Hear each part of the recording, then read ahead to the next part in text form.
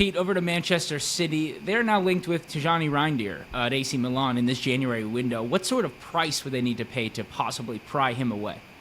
Yeah, I think they'd have to pay big money, and very unlikely that this deal will happen now, considering AC Milan are pretty confident that the Netherlands international is very close to signing a new contract. The player himself has admitted that they're on the right path to get this new deal sorted, which would be a new long-term deal to keep him at the San Siro until 2030, with a big increase in his wages as well. So, if Man City are to have any chance of signing Reinders, they're going to have to move quickly, and you're probably looking at around the 40 to 50 million pound mark. I don't think AC Milan have got any intention of losing Reinders. They see him as a key man in their side now, and as I said, they're very close to signing him to a new contract. So I think City will have to look elsewhere. But he would be the type of player who would improve that City midfield. He's a box-to-box midfielder, can score goals, which he's shown this season in the Champions League for AC Milan. I think he's got 6 goals and 3 assists in 17 games this season, so that's a pretty good goal scoring record from midfield.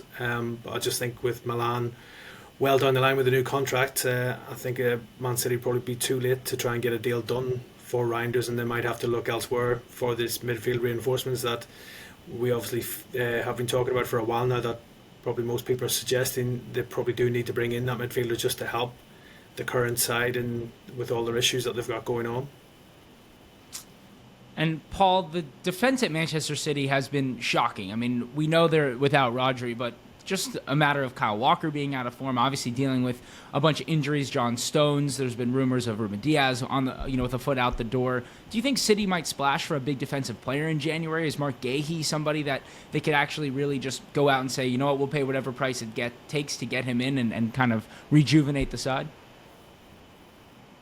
Not so sure they will. I think there's now got. You look at the squad that they've got, and Pep's pretty stubborn at times with what he's got. He'll believe in that group of players that he's got. He's put that group of players together, and they're going through a bad time, and they have to find answers how to get out of that. Kyle Walker's he's had a dip in form, but you look at what he's got in his career. I mean, he signed for Manchester City in 2017. He's such an integral part of that dressing room, and it's hard when you're a player. Been there, especially as a goalkeeper. If you're not playing well and you're trying to find form, but your team are conceding goals and everyone else is playing poorly, it's really difficult to find your own form when you're playing in a team that's not playing well. And I think there's too many players at Manchester City like that. If they go for a player in January, they're going to have to make a difference. It's going to have to be a big player. You talked about Reinders there at AC Milan.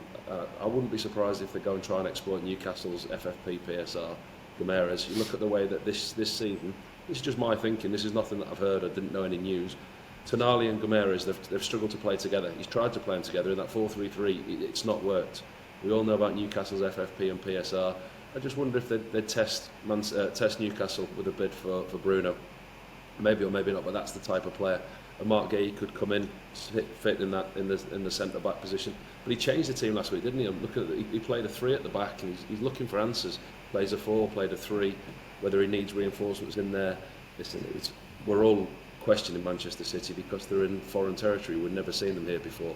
The manager's never been there. The club's never been there. The players haven't been there as a collective, and they're all trying to find answers and find a way out of it. And as in the media and in the press, we look at Man City and wow, what's going wrong? It's not a blip now. It's a crisis. They need players. They need this. They need that. They win a couple of games. We might not be talking about them signing anybody in January, but with the injuries that they've got, I think they will. I think they'll go into the market, whether it be for that CDM or the centre half. I think they'll bring in somebody, or maybe somebody who can play in both in a similar way as John Stones. But yeah, watch this space as far as Manchester City are concerned. Don't rule them out of anything just yet.